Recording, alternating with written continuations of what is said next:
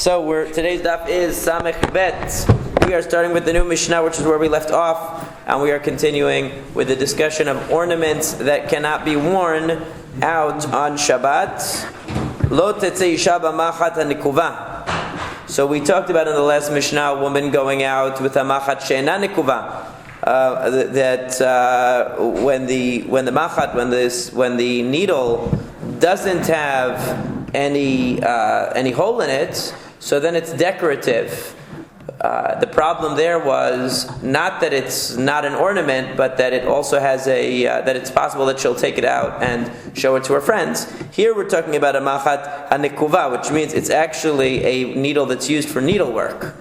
A machat a needle that has no hole obviously can't be used for sewing anyway. It's purely decorative. This is something which is used for needlework. Therefore, by carrying it, even if she sticks it in her hair, doesn't matter. She's simply transporting an object. It's not meant to be an ornament. It's a practically functioning object. Similarly, if she were to have a ring with a seal on it, a ring without a seal on it is decorative. A ring with a seal on it is practical. Its main function is a practical function. So the fact that you're carrying it on your finger doesn't make it any less of a carrying. Because again, like we discussed regarding Shabbat keys and things like that, it's not how you carry it, it's whether it's an ornament or not. And we'll see more of this in the Gemara.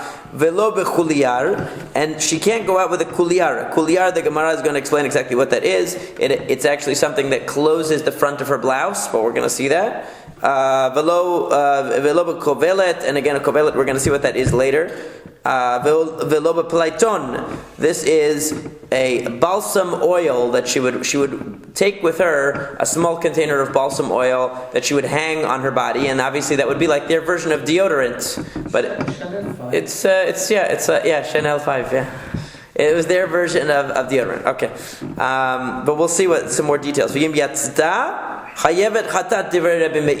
to Rabbi Meir, if she were to go out with any of these things on her person on Shabbat, none of them are considered an ornament. They're all considered functional items, but not ornaments, and therefore she's not considered to be wearing them. She's considered to be transporting them, and therefore chayevet chatat. That's why she would be liable for the violation of Shabbat.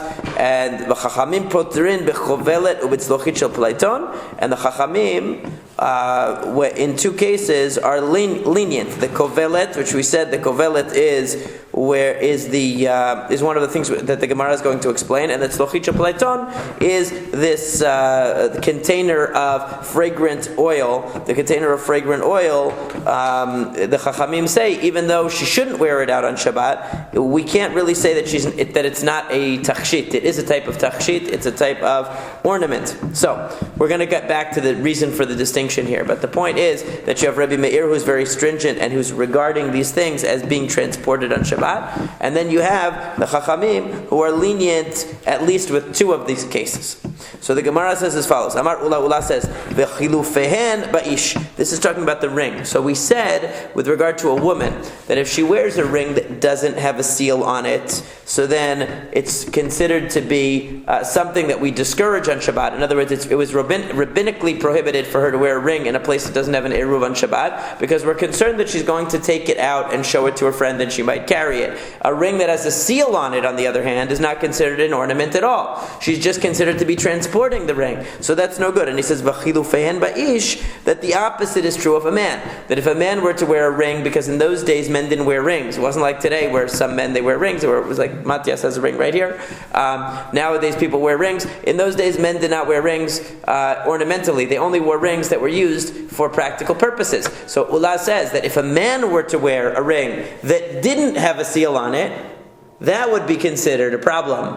For a man to wear a ring that has a seal on it is not considered a problem, because it's normal for the man to wear a ring that has a seal on it, and it was considered to be decorative for him because it shows that he's a big shot. He has a seal that he carries on his ring that shows how important he is. Now Rashi says that as follows: that just like a woman, the rule for a woman was that if she goes out with a regular, ordinary ring, so she's not allowed to, it's rabbinically prohibited. And if she goes out with a ring that has a seal on it, it's biblically prohibited. So Rashi says that in the same way, if a man goes out with a ring that has a seal on it, it's rabbinically prohibited. If he goes out with a ring that doesn't have a seal on it, it's biblically prohibited. That's the way Rashi interprets it. Tosafot comes along and says, no, actually for a man to go out with a ring that doesn't have a seal on it is perfectly fine. Why? Because what was the reason why a woman's not supposed to wear a ring out into the public domain? Because she might take it off and show it to her friends. But guys don't really do that. That's not something that guys typically do. Take off their ring and show it to their friend. So therefore that gezerah doesn't apply really to men, because I've never seen a man take off his jewelry. Matthias, have you ever taken off your ring and shown it to your friend and let him try it on? Only when no one's looking. Exactly. So you wouldn't do it in the public domain. That's the point. That's why it's okay. Private. Only in private. It's a private viewing. Exactly. So there you go. So that's what Tosafot says. He says that gezerah doesn't apply. So therefore, nowadays, of course, obviously, this halacha might be different because men do wear rings pretty routinely. It's not like those days where men didn't wear rings without seals. Now men wear rings all the time. So according to Tosafot, it would seem that they would say nowadays that a man could wear a ring out, but it would be more of a concern for a woman because she might take the ring off in the public domain and show it to her friend. So al makasavar ula. So the implication here is that ula says kol midei dechazeh leish lo chazeh leisha. So the way that Ula is saying it is that for a man, anything that is appropriate ornamentation for a man, it's not for a woman. And anything that's appropriate ornamentation for a woman is not appropriate ornamentation for a man. So therefore, things that are considered legitimate for a woman to wear, and they're not considered carrying because they're considered to be a takhshit, they're considered to be something that she wears, so they would be considered a burden for a man to carry it. In other words, it wouldn't be considered an ornament for him. And vice versa. So then the Gemara says, but wait a second, Mativ Rav Yosef raised the following objection. Haro'im yotzin basakin v'lo haro'im bilvad. Amru, ela kol adam. That there were certain type of sackcloths that they would wear that was kind of like a poncho, according to the way Rashi explains it. It was like a poncho made out of sackcloth that they would wear because they would be out in the fields tending to the sheep. So they would wear these sacks on themselves outside. But this was attire that was typically only worn by shepherds. It wasn't worn by ordinary folk. So the Gemara is so Rav Yosef is bringing the statement here that they described it as sakin shel haroim, that the roim, the shepherds, can wear these special ponchos outside that protected them from rain on Shabbat, and they're considered clothing. And not just ro'im can wear them, but really anybody can wear them. Why did they mention ro'im? Why did it mention shepherds? Because typically it was worn by shepherds, but really anybody could. So what do you see? That even if there's a minority group, or even if there's one class of people that wears a certain thing as an ornament, or wears a certain thing as clothing, that's considered clothing for everybody. We don't say, oh, it's clothing for the shepherds. But if I want to wear a poncho like that, it's not clothing for me because I'm not a shepherd. And similarly, we should say, hey, if the ring is considered a takhshit when a woman wears it, if it's considered an ornament when a woman wears it, then if a man decides to wear it, why shouldn't it also be considered an ornament? Just because he doesn't typically wear it. No cross-dressing? Okay, but let's charitably assume that it's made for the man to wear, just it's not typical for the man to wear. Like, I guess you could put it in the category of, like, let's say, earrings, where, there's a small number of men, it's a small minority of men that wear them, but it's not really, you wouldn't call it standard male attire that the majority of men don't wear them, but, there's a small number of men that might wear them. Something like that might be analogous to... What you say, like, for because of a wedding ring, for instance, let's say a man would never wear any ring...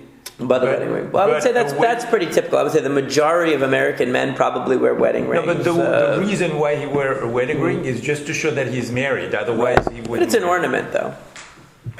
Yeah, but it's not, like, he doesn't consider it an ornament. He's like, you mean his wife does? Well, yeah. The wife is the ornament. The wife is his ornament, and then the ring is her ornament. Assuming it's functional?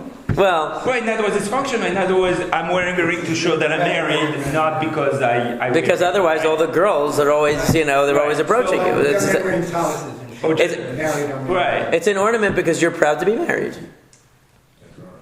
Okay, Alternatively, it's keeping the girls away. It's keeping the girls away. So you can. But is that? I would say it's an ornament because you wear it as it's worn as an ornament that married men wear. Yeah, I would think so.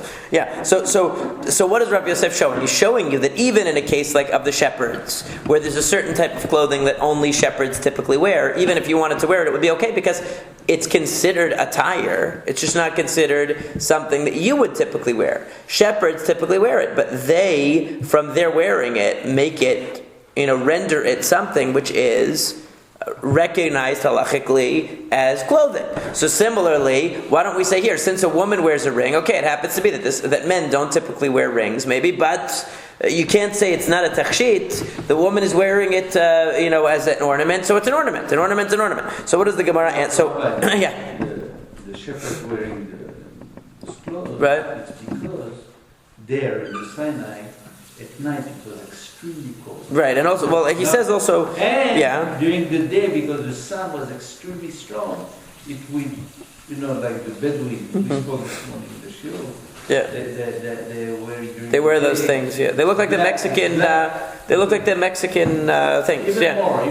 But he says in Rashi also Gishamim also because of rain, because they have to be out there all seasons. It doesn't matter. Yeah. So both. So Ela Amar Rav Yosef says it's kasavar ula. It's not because ula says that anything a woman wears it's not considered an ornament for the man, and anything a man wears is not considered an ornament. It's because nashim am b'fnei atzman. I like that. Women are a class of their own.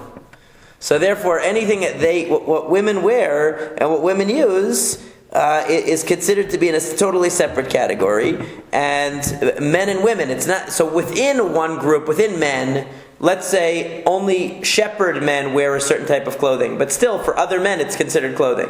But men and women, there's a distinction. In other words, so it's not that particular. It's not because any subgroup that wears a certain thing it's not considered attire for everybody else. So isn't that men don't wear women's clothes and women don't wear men's clothes?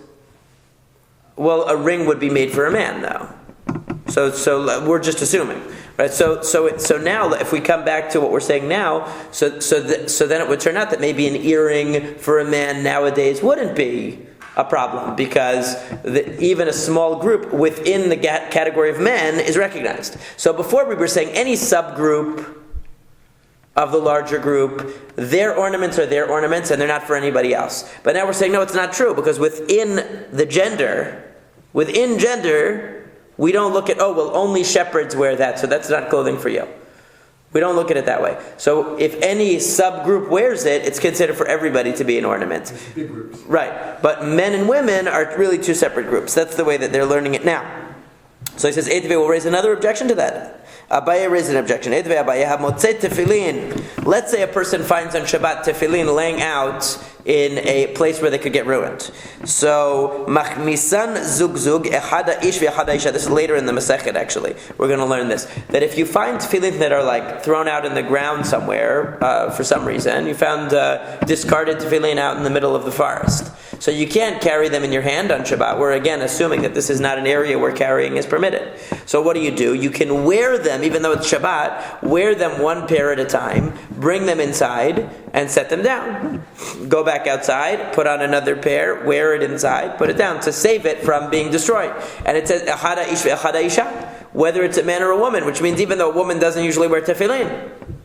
So we should say, so a woman doesn't wear tefillin, so how could she say that this is wearing an ornament? How is this an ornament? If you just told me that men and women are a different category. So men's ornaments are men's ornaments. Women's ornaments are women's ornaments. So how can you now say that wearing tefillin is going to be okay? The woman can wear tefillin, she can wear it inside, it should be carrying, because for her that's not an ornament. So now the Gemara tries to resolve it and says, but based on what you said before, that men and women are two totally separate categories, and we know that women don't wear tefillin, because tefillin is mitzvah taseh shazman gerama. It's a positive mitzvah, which is time bound. So how could the woman wear it? So the answer is, so now the mitzvah taseh shazman gerama nashim piturot, and generally women are exempt, and therefore women don't wear tefillin. So now, how are we going to get out of this? Hatam kasavar Rabbi Meir. It must be because of Rabbi Meir's position that Laila zaman tefillinu, v'Shabbat zaman tefillinu. Havalei mitzvah taseh shelo zaman gerama, v'chol mitzvah taseh shelo zaman gerama, nashim chayavot. So what are we going to say? According to Rabbi Meir, it must be that women have to wear tefillin. He was very liberal. Okay, so according to Rabbi Meir, even though today he'd be thrown out, for saying that, he said that tefillin is not a mitzvah taseh shezman gerama. It's not a time-bound mitzvah, because he said you can wear tefillin on Shabbat and you can wear tefillin at night. Tefillin applies 24/7. So therefore, according to Rabbi Meir, women do have to wear tefillin, and therefore, if they found tefillin, that's why they're allowed to wear the tefillin inside. But if we were to assume that women are not obligated in tefillin, and therefore tefillin were only a tachshit, they were only an ornament for a man. So then if a woman found them outside, she would not be able to wear them in, because they wouldn't be an ornament. That's what they would bring the argument that on Shabbat, even the men have to it. No. What? On Shabbat, even the men have to it. Right, but it's still an ornament for you in general. In other words, it's still something you would wear normally on a regular day. Yeah, but not on Shabbat. Right, but the question is not whether it's okay to wear tefillin on Shabbat, which we're assuming you don't usually wear tefillin on Shabbat. The question is this considered an ornament for a man or not? So that you could wear it inside and it's not considered carrying. In other words, anything it's basically you have to think about it this way: anything that's not considered an ornament, you're just considered to be transporting it. You're just carrying it. Right. So since you would normally wear tefillin as you are right now, and I don't say, hey, look, Matthias has carried his tefillin out here. I say you're wearing it. Okay, but if a woman were wearing it, since she doesn't ordinarily wear tefillin, we would say, oh, she's carrying a tefillin inside because she doesn't normally wear it. So it's not really an ornament for her. That's the way the Gemara is interpreting it. So anything which is not normally worn by that group, we look at it as just a way of transporting it. It's not looked at as a way of wearing it. Even the one first time holds it, let's say Shabbos lots of tefillin, which is a lot of today. Right. When he's fighting on Shabbat. So right. Nobody that's... That's what he was saying. So nobody on Shabbat wears tefillin. So therefore, it has to be a beged. But it's still considered like a beged. It's like a malbush. It's still considered like an ornament. Yeah, exactly. Rabbi, the whole sugya is something special here. We're talking about tefillin that somebody left in the market, not in the forest. And because of the bizayon of the tefillin. Right, bizayon of the tefillin, right. There's a whole piece of it. It could be anywhere. It could be anywhere. It's saying anywhere that it was left out, that it could be damaged. Up to the forest, right. Even Isha. Right, because they want to save it. That's right. So now we have another problem. That even if you're going to say that any of these items is not, let's say the ring that the woman wears that has a seal on it. We're not talking about a seal at SeaWorld. We're talking about a seal that stamps document. So even a ring that has a seal on it, if she wears it on her finger, so you're going to say she's transporting it, but it's called hotza'akil achar yad, which means this is not the normal way of transporting something. How do you transport something? In your hand, in your pocket. You carry it. You don't wear something to transport it normally, right? So why don't we say, okay, even though it's not an ornament, when she puts it on, she's carrying it in an unusual way. It's called a shinui. And anything you do in an unusual way is not a biblical violation of Shabbat. Correct? Okay, so how do we get out of this problem? So we got out of the problem of tefillin. Okay, now it says, Amar Rabbi Yirmiyah says, B'isha gizbarit askinam. We're talking about a businesswoman. A businesswoman will use a seal occasionally during the weekday. Not as an ornament, though. And when she uses it as and since it's not an ornament, she still can't wear it on Shabbat. But it's not unusual for her to have a seal that she would carry around on her finger, and so it's not considered kil achar yad. It's not considered to be an unconventional way of carrying it, because actually, since this is a businesswoman, she would normally carry her seal on her finger, but it wouldn't be an ornament. She's really transporting it from place to place, and that's the normal way of transporting it. So Amar Rabbah, it's not that she's a picture like a guy who's got a seal on his ring. For him, it might be an ornament. This is just a practical thing for her. So for him, it might be more of an ornament because he's showing off that he has the seal. For her, she wouldn't categorize it as an ornament because it's not really something that she would want to wear, let's say, to a party or something like that.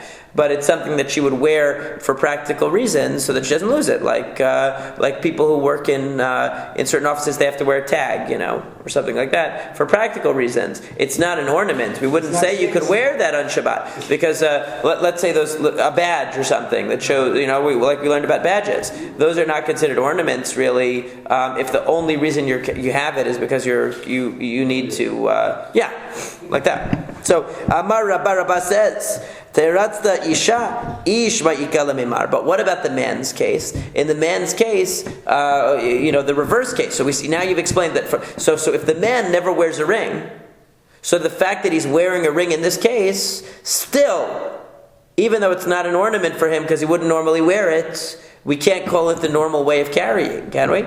Not really.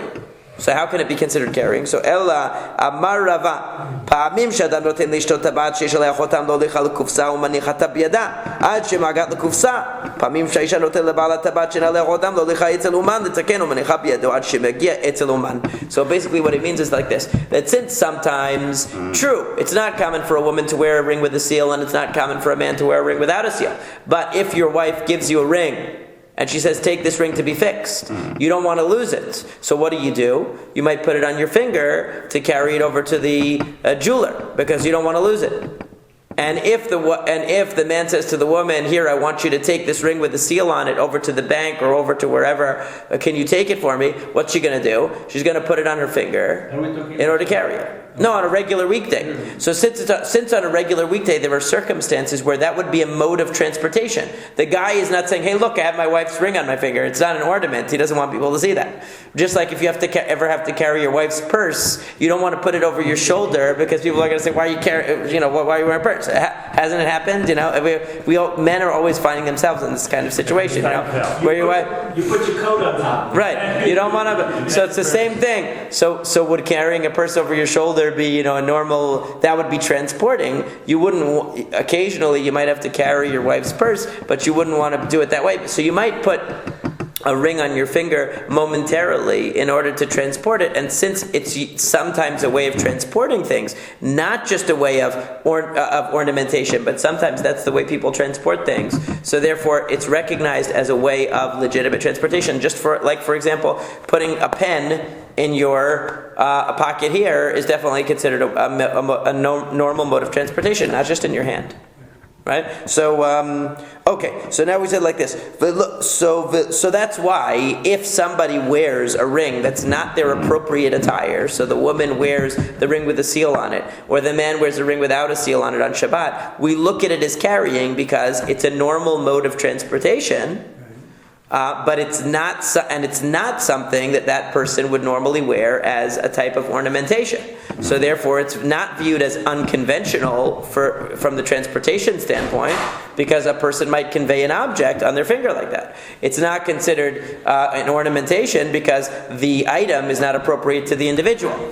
So therefore we end up with a type of carrying which wouldn't be allowed. Now nowadays, probably this halakha would be very different because socially speaking, everybody wears rings nowadays, and men and women don't have such clearly defined distinctions. I mean, if there were some kind of a seal that was worn by a man, it would most likely also be worn by a woman, and vice versa. But that's another story. Nowadays we don't really have rings for sealing like now they have those other things. So what are these other two things that the woman is not supposed to wear out? The kulyar and the kovelet. My kulyar, Amar, what was it supposed to be? It's missing the name. Amar Rav. Rav says machbanta, which Rashi says means something which would hold the front of the blouse together. Yeah, but it would close the front of the blouse. Or would that be and that's not considered an ornament because it serves a practical function, and it wasn't for a what? That's not transparent. Yeah, so it wasn't considered to be an ornament, but it wasn't considered to be part of the clothing, I guess, because it wasn't necessary.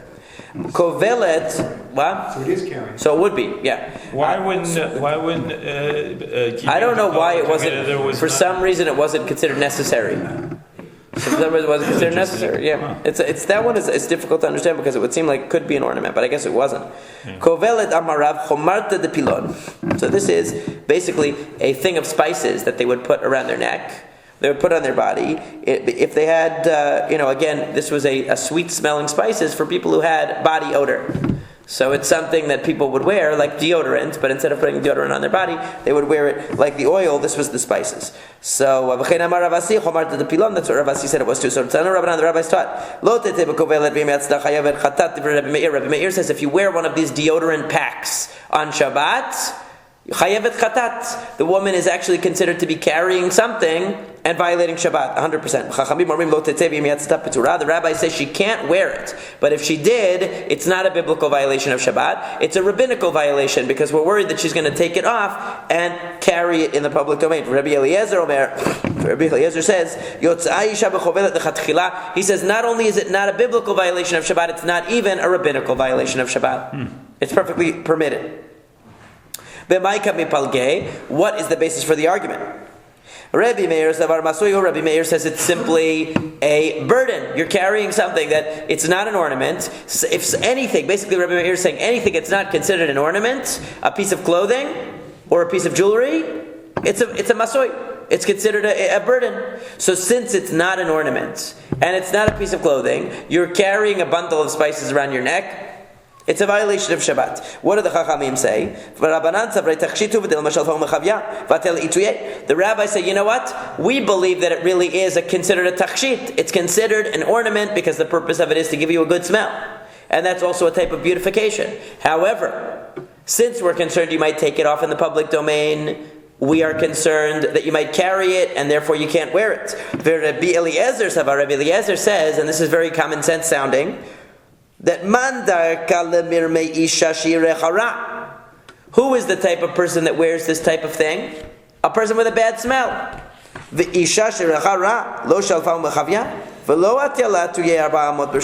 you imagine a woman who has a bad smell saying, hey, want to smell my fragrant spices because I stink? Okay? A woman who has that is not going to want to share it with her friend because it's embarrassing. Right? Nobody's going to want to do that. Nobody says, do you want to, if you're wearing something that's covering up your odor, you're not going to share it with your friend and say, hey, do you want to smell this and take it off? You're going to keep it underneath, your shirt or something like that. So therefore, the woman who's going to wear this, in other words, the Chachamim apply the general rule. They say, just like anything else that's an ornament but's removable, we don't allow you to wear in the public domain because you might remove it and show it and carry it.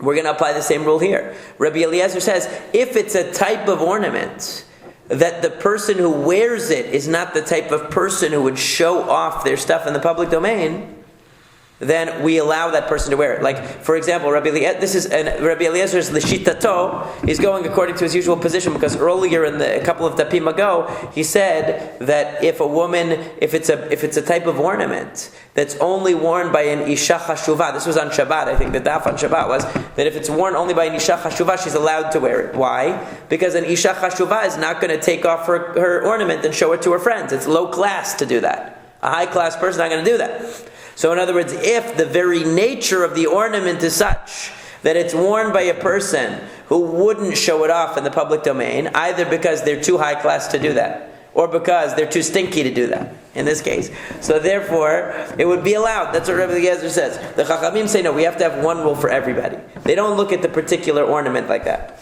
So, but we learned in a Braita, Rabbi Eliezer poter bechovelet ubetzlochit shel pelayton. That Rabbi Eliezer poter, he exempts you from biblical liability in the case of the spices hanging around the neck, or when you have the tzlochit shel pelayton is the vial of fragrant oil around the neck. Poter means you're not allowed to do it. But it's not biblical. But it's not a biblical violation. So here he says you're allowed to do it. Right? They just quoted a statement that said Rabbi Eliezer says you're allowed to do it. Now he's saying no, poter, which means you're not allowed to, but you're not liable biblically. So which one is it? It's all relative, the Gemara says, because when he was talking to Rabbi Meir and said you need to bring a chatat, that a person who wore this out on Shabbat is biblically liable for violating Shabbat and therefore must bring a korban, Rabbi Eliezer said no, they're exempt from bringing a korban. However, when he was talking to the rabbis, who said you're exempt from liability biblically, but it's rabbinically prohibited, there he said it's permitted even in the first place. In other words, it's all relative to context. When you're talking to a person who obligates you even to bring a sacrifice because you biblically violated Shabbat, then the proper response is no, you're exempt from liability. If you're talking to somebody who says it's rabbinically prohibited, you say it's permitted. But really he holds that it's permitted, Rabbi Eliezer does. So now we come to Amud Bet, Umay Rabbi Meir. And what is the position of Rabbi Meir? Where do we see that Rabbi Meir is the stringent one? Titania, as it says in the Braita, Lo tetei shabbat avtech shebiyadav im yatat chayevet chatat, Rabbi Meir. Rabbi Meir says, a woman cannot go out with a key in her hand. Okay, and if she goes out, chayevet chatat. If she does go out then she's considered to be biblically in violation of Shabbat. Rabbi Eliezer poter b'chovelet ritzochit shel pleiton. And Rabbi Eliezer exempts the woman if she's wearing either the bundle of spices or the vial of fragrant oil. How's that bright? Exactly. Kovelet man dekar shemeh. Rabbi Eliezer is talking about a different subject than Rabbi Meir. Rabbi Meir talks about keys. Rabbi Eliezer talks about fragrant spices. Right. Which is completely different. Right, for sure. Right, so and Rabbi Eliezer is not even talking about that. So man dekar shema chasurim b'chasur avach ketanei. Rather, the braita is missing a piece. V'chen b'chovelet v'chen b'tzochit shel pleiton. In other words, it should have said, Rabbi Meir says she can't go out carrying a key, and wearing fragrant spices or wearing a vial of fragrant oil is the same. And then lo tetzeh v'im yatzah chayevet chatat divrei Rabbi Meir. In other words, from the fact that Rabbi Eliezer responds to Rabbi Meir, and when Rabbi Eliezer responds, he's talking about the fragrant oil and the fragrant spices, we can infer that Rabbi Meir was talking about that as well. Correct? It must be. And he was just... He wasn't just saying a random thing, right? So Rabbi Eliezer poter b'chovelet b'tzochit shel pleiton. And then Rabbi Eliezer comes along and says that you're exempt in those two cases. Bamed dvarim amorim, kisheyesh ben bosem. That's only when the vial actually contains the spices. Aval en ben bosem chayevet. But if there's no, in other words, if she were to just go out wearing a jar around her neck, then even Rabbi Eliezer would say that's no good. That she's chayevet chatat, that she violated Shabbat. It's only when it has the fragrant spices, because then it's actually serving the ornamental function. Amar Rav Ava says, Zot omeret, hamotzi ochalin pachot mikashiur bakli chayav. Daha'en babosem kapachot mikashiur bakli dameh v'katanei chayavet. This is talking about a very specific circumstance. That generally we say that if one were to take a kli, one were to take a vessel out on Shabbat containing food or containing something else, we look at the contents of the vessel. We don't look at the container. So let's say, for example, foodstuffs less than a fig size are not considered a biblical violation of carrying on Shabbat. If you take a crumb of bread out on Shabbat, it's not considered significant enough to be a violation of Shabbat. What if you have a little Tupperware bowl, and in the Tupperware bowl is a crumb of bread? Okay? So really, why are you taking the Tupperware bowl out? To transfer the crumb of bread. Is the crumb of bread significant enough? No. So the Gemara later in the Masekhet is going to talk about this issue. So Rav Ada bar Rava is coming along and saying, you know what? You should be able to prove from this case that actually carrying that Tupperware bowl with a crumb of bread in it is a biblical violation of Shabbat. Why? Because here you have an empty vial that doesn't have fragrant spices in it. That's like carrying the Tupperware container with just a crumb of bread in it. Because in both cases you have less than the requisite amount. Okay? And yet we hold you responsible for carrying the container. We hold you responsible for carrying the container that would have had the spices in it. And we should hold you responsible for carrying the Tupperware container that has even just a small bit of bread in it. It should be the same. Because just like in the case of Bisamim, why is she wearing the vial? Because it retains some residue of the smell. But there's nothing actually there. So too, you're carrying out the Tupperware because it retains some residue of the bread. Even though there's not actually enough there right now to be considered carrying. By the bread alone, there wouldn't be. Yeah, but potentially it's not the same thing because, I mean, if it retains the smell, then it's serving the function, whereas the crumb of bread serves no function because nobody would, use that for a meal or snack or anything. So it's But that's making it worse. Here we're saying the vial for sure you're violating. Right. Rav Ada bar Rava is saying, then why are you not also violating with the Tupperware container? Because that shouldn't be chayav for the vial. Right. What you're saying is you shouldn't be chayav for the vial either. Right. If it's got the smell. Because it has the smell. Flowers. Apparently, right. Apparently, it wasn't considered fully functional when you didn't have the smell. When you didn't have the actual. Okay. So Rav Ashi says, "Be'alma imalach patur." Actually, no. If you carry the Tupperware container out with just a crumb of bread in it, patur. You're exempt. However, Fishani Acha, it's different here. That there's no substance at all in the vial. Since there's no substance at all in the vial, all you're doing is carrying the vial. Just like if you were to carry an empty Tupperware container outside, what are you doing? You're carrying a Tupperware container. It's no good. If there's one crumb of bread in there, you're viewed as carrying the one crumb of bread, which is not significant on Shabbat. So what's the analogy? For example, let's say you have a child. A child is midrabanan, you're not allowed to carry a child on Shabbat. It's only dirabanan because we say chai noseh tatzmo. A living person really is self-propelling. It doesn't really need a person to carry them. The child wants you to carry them. They want you to pick them up all the time. But really, it's not considered carrying. It's rabbinically prohibited. What if you put the child in a stroller? Can you push the stroller? Is it biblically prohibited to move the stroller? So again, when the child is in the stroller, it's only rabbinically prohibited. Why? Because you're really carrying the child. If there's no child in the stroller, so you're just moving a stroller, you're not allowed to do that. But if the child is in the stroller, it's only rabbinically prohibited now because you're carrying the child in the stroller. So it makes somewhat of a difference because if you're in a situation where it's only rabbinically prohibited to carry, so there are many poskim who will say if it's only rabbinically prohibited to carry anyway, so then carrying the child on the stroller would be okay. And actually, I lived in a community where that we didn't have an eruv for many years, for most of my life, and my growing up. And they called Rav Aaron Soloveitchik, Zichrono Livracha, and asked him about, because we had a few young families, about pushing a stroller. He said you could push a stroller with a child in it because we lived in a very not... it was like Long Island in Northport, which is by the beach. It was really like no traffic at all. It was very much set back. So he said, since really it's not biblically, it's more like a Carmelit. It's not biblically prohibited to carry in most of those places. So we allowed them to carry the children in the stroller because he said it's only rabbinically prohibited to carry a child in a stroller.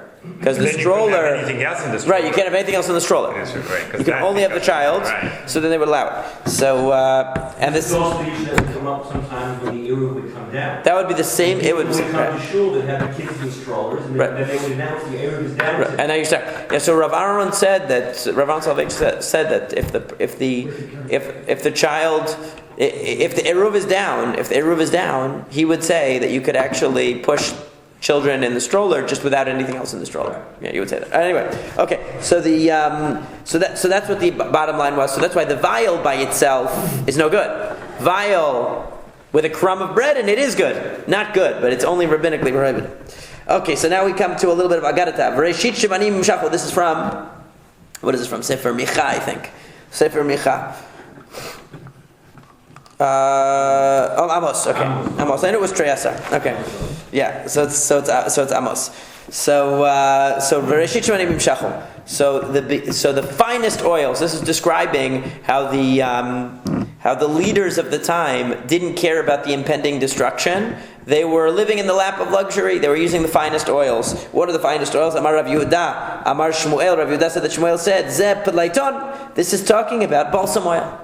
They would be anointing themselves with the balsam oil that smelled so good. They didn't care about that injustice was being committed. There was poverty. There were all kinds of terrible things going on. Mativ Rav Yosef. Rav Yosef said, Af al Pelaiton gazar Rabbi Yehuda ben Bava velo hodulo. That Rabbi Yehuda ben Bava, at the time of the destruction of the Beit HaMikdash, wanted to make a gezerah that you weren't allowed to use balsam oil. Why? Out of memory of the destruction of the Beit HaMikdash. He said we shouldn't be overly luxurious. We should be feeling the pain of the loss of the Beit HaMikdash. So he didn't want people to be allowed to use balsam oil, but the rabbis didn't agree. They did not accept that gezerah. Ve'i amrat mishum ta'anug. If it's true that this balsam oil was so fine and so luxurious, so amay lo hodulo, why did they not agree with Rabbi Yehuda ben Bava? Why did they not prohibit the use of balsam oil? Since after all, the Navi criticizes the people for enjoying this fine balsam oil. So obviously this enjoyment is something that should be banned. So Amar Le Abaye said, what about the fact that it also says in Amos that they would drink mizrakei yayin? which either means Rabbi Ami and Rabbi Yassi, they had an argument, Chadamar kanishkanin, that this was the special kind of these tubes that they would pour the wine in, and it would go through these fancy sort of tubes, these glass tubes, and it would pour out into the cups. So it was sort of a very festive way of pouring wine that you would see it go through. It looked like Willy Wonka or something. I don't know, through these complexities. Some say that they would throw glasses of wine to each other. Whatever they were doing, it was super festive. Okay, so Hachinami Dasir. Since they were having a really good time, why didn't Rabbi Yehuda ben Bava want to prohibit that? So he went to the exilarch's house. Nobody said that should be prohibited, that type of drinking wine in a festive way. So why is it that they suggested banning balsam oil, but they didn't suggest banning this kind of drinking of wine? So what was it that the rabbis prohibited? Anything that is enjoyable and it's joyous. But something which is considered to be pleasurable and is also a level of simcha, a high level of joy and rejoicing, that was where the rabbis came in. Something that's just a matter of enjoyment per se, the rabbis didn't want to remove all enjoyment from our lives. But something which was especially festive, that was where they came in, and they prohibited it because of the destruction of the Beit HaMikdash. So this was neither using balsam oil nor drinking wine out of special cups was considered so festive that it crossed the line of what should be prohibited in the wake of the destruction of the Beit HaMikdash. So yes, it might be true that balsam oil was a very fine oil that was used as a luxurious oil in the times of the destruction of the Beit HaMikdash, and the Navi criticized the people for enjoying it too much, but that doesn't necessarily mean it should be prohibited, because it's not exactly the most festive activity to use balsam oil. It just happened to be that it was a very luxurious thing that they enjoyed doing. So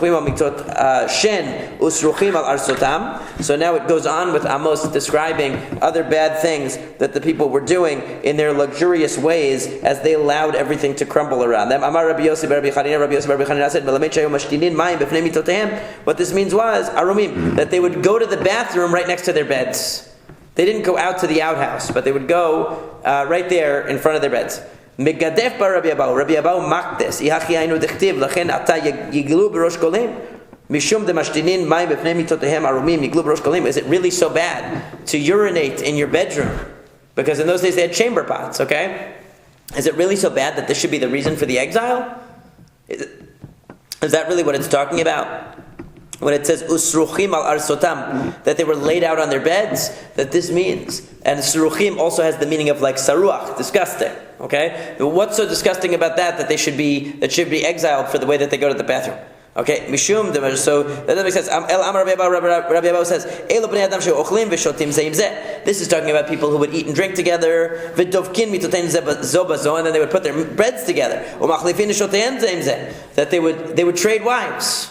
Okay, in other words, it was like swing parties going on back in those days. And what does it mean that they were dirtying their beds? Not that they were urinating by their beds, but that they were having the bodily fluids of other people on their beds. In other words, this was the depravity, the immorality that was going on. Rabbi Abba said, some say it was in a Braita. There are three things that will bring a person to poverty. Somebody who goes to the bathroom, who urinates next to his bed, somebody who doesn't wash his hands, and somebody whose wife curses him to his face. Hopefully none of us are subject to any of these. So somebody who goes to the bathroom in front of their bed naked. This is only talking about if you face the bed. If you face away from the bed, it's okay. So what it's talking about is if you face your bed and you're urinating on the ground, right next to your bed, that is definitely low class. Okay, it shows a lack of refinement, okay? But facing away or using a chamber pot, that was what they did back then. What does it mean to disgrace netilat yadayim, to treat it lightly? Amar Rava says, Lo amaran ela delo mashal yedei klal. This means a person who doesn't wash their hands at all. Aval masha velo masha litlan ba. But if they kind of wash their hands, in other words, it's not complete, that's not such a big deal, as long as they show some respect for Netilat Yadayim. V'lav miltahi, but that's not correct. Ta'amar Rav Chisda, because Rav Chisda said, Anam masha'im meloch chofni maya, v'yavuli meloch chofni tevuta. He said, I wash my hands with a full handful of water, meaning I wash it with a lot of water, and therefore I get handfuls of bracha. Okay, in other words, I get lots of blessing because I use lots of water. What does it mean your wife curses you in your face? You have to listen to this carefully. Matthias, it's very important. Amar Rava said, it means if she complains to you about jewelry. Okay? If you have money but you refuse to give your wife jewelry and she curses you in your face because you don't give her proper jewelry, now you're in trouble. If you can't afford it, we don't blame you. But if you can afford it and you're cheap, in other words, why does it bring you to aniyut? Why does it bring you to being poor? Because you're being cheap with your wife and therefore she's cursing at you because she realizes that you're not treating her with the respect that she deserves. And the Rambam says a person should always extend himself to the full, the full level of his budget. In other words, in order to provide for his wife, and this person's not doing it. The Rash Rava Breder Rab Ilai. So Rava Breder Rab Ilai said, "My dichtiv vayomer Hashem." This is from the beginning of Sefer Yeshayahu when it describes how arrogant the women were, because we're on the topic of women and their ornaments. In the times of the Beit HaMikdash, of course, Yeshayahu was fortunate enough not to live at the time of the actual destruction. He lived a generation or so, more than a generation, before the actual destruction, but he was predicting what would happen and why the punishment would come upon the Jews. So he said, Vayomer Hashem Yanki Gavhu Benot Zion, that he says several things, that the women were gavhu, they were lifted up, meaning that they were arrogant. Which means to say they would walk proudly. So each phrase that Yeshayahu says, the Gemara is interpreting. Yeshayahu said, Ki gavhu benot Zion. They were held up, they were raised up. So the Gemara interprets it to mean that they would stand proudly. They would walk with their necks stretched out. So what does the Gemara say? That they would walk very slowly. It was like everywhere they went, they were on the catwalk. They were modeling. Wherever they went, they would walk as slowly as possible so everybody would look at them. They would be gazing around with their eyes. That they would put lots of makeup on, and they would. I don't know how the women would do that. Blinking with their eyes and the flirtatious. The flirtatious blinking at the men. Fluttering. That was the word I was looking. Haloch v'tafuf. That they would walk lightly. Shayu malachot. Aruka b'tzad ktsara. The tall women would stand next to short women so that they would stand out. Uberaglehen. That always reminds me of there was a funny Saturday Night Live skit from many years ago where they had the beauty product, but the beauty product was that an ugly woman would sit next to you. That was the beauty product. So you would look beautiful because they were ugly. They would come with you anywhere to a party, and you would look beautiful. Okay. And they would inject poison with their legs. What does that mean? That Amar Rabbi Yitzchak, Devei Rabbi Ami, from the yeshiva of Rabbi Ami said, Melamed shematilot mor v'afarsemon ben min alehen. They would put these sweet-smelling, various, myrrh and balsam in their shoes. They would go to the shuk. When they would see the guys, so bo'atot b'karka, they would bang their feet on the ground. Umatizot alehem, and then their perfume would go out.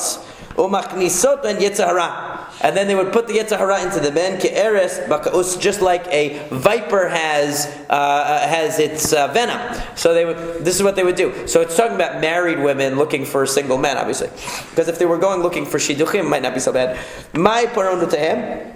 So what was the punishment? Like Rabba Bar Ula said, Vayatachat bosem mak yihye. So it says, in place of bosem, in place of fragrance, mak, there will be mak. So what does that mean? Makom sheyomit basmot, that the place that they would perfume themselves, bo, nasen nimakim, would become decayed.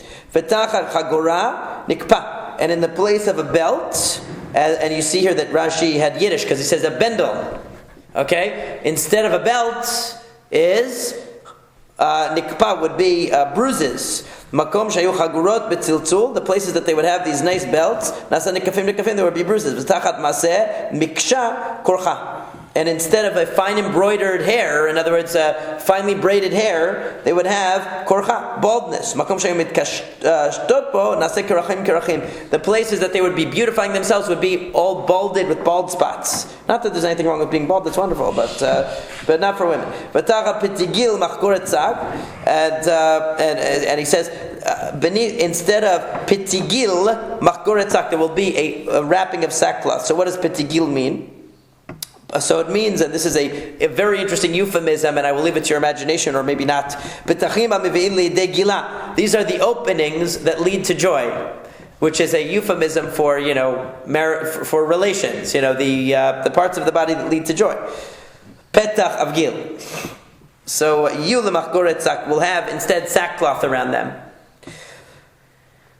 Ki tachat yofi. So it's because instead of beauty will be all of this destruction. That's what Yeshayahu says. Amar Rava says that Hainu damra in the shade. It's like people say chalufei shufra. Instead of beauty, kibat will be sores. So the word ki is being interpreted as sores. So the point is here, and this is a very powerful part of the Navi. Yeshayahu was an amazing writer, and not only does he like to use a lot of contrast, he also uses a lot of verbal contrast and a lot of plays on words, which are very creative. Anyway, here he's describing for every beautification is some aspect of the destruction or the suffering that corresponds to it. And then he says, sipach, that Hashem will afflict. Hashem is going to afflict the foreheads of the daughters of Zion. Amar Rabbi Yossi, Rabbi Chanina says, Milamed sheparacha ben tzara'at. That means that they got tzara'at, which is leprosy. Usually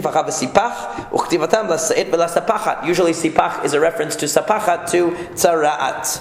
Vashem poten yareh. Hashem is going to pour out their openings. What does it mean to pour out their openings? Rav Shmuel Chad Amar shenishpechu kikiton. That means that they're going to be pouring out like a jug. In other words, that they're going to have ziva. We learned about azav. Azava is a woman who has a flow of blood which is excessive. In other words, they're going to have this condition of excessive flow of blood.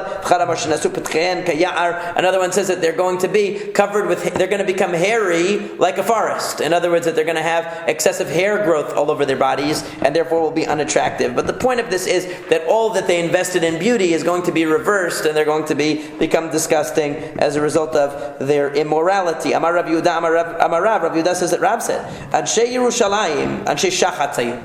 The men of Jerusalem were pigs.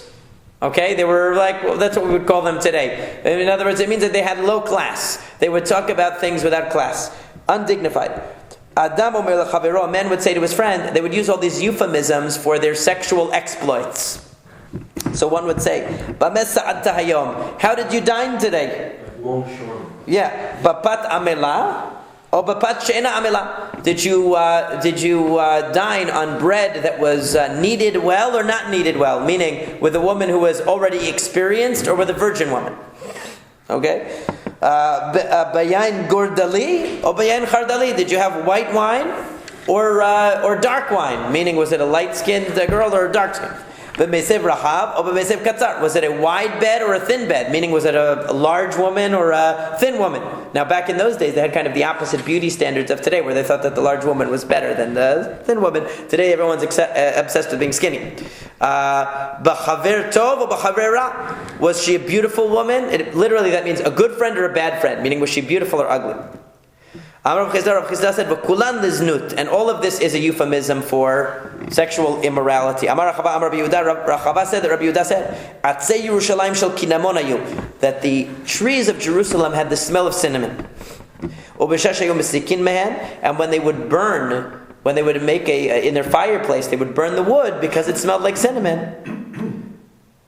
Rechan nodef b'chol Eretz Yisrael. All of Israel would smell the beautiful smell of cinnamon. And from the time it was destroyed, nignezu, they were all gone. This beautiful smelling, fragrant wood was gone. And all that you had was the size of a barley corn left. That was all that was left.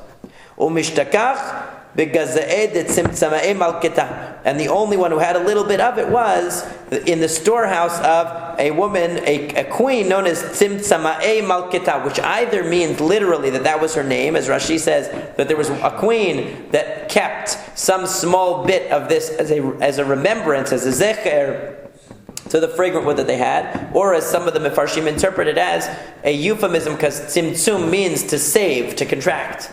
that some queen saved a little bit of it. That's not necessarily your name, but it means somebody saved a little bit of it as a remembrance, but it was no longer there. So the idea is that all of this fragrance, this is on the same theme as beautification and ornamentation. We're talking about all these halachot that relate to ornaments and to fragrance and to being beautiful and being attractive, that the Gemara goes on a tangent to talk about how that can be excessive and it can lead to an obsession with like our culture of beauty and our culture of physicality today that we have in America, which is certainly excessive and moving people in the wrong direction. That this is what happened among the Jewish people, unfortunately and tragically, and was part of the reason why we lost a lot of that beauty. The beauty was a good thing. The beauty was considered a good thing. It was considered a bracha. But when it became a vehicle of immorality and it became a vehicle of the destruction of society, then it caused eventually the destruction of Yerushalayim. Have a great day, everybody.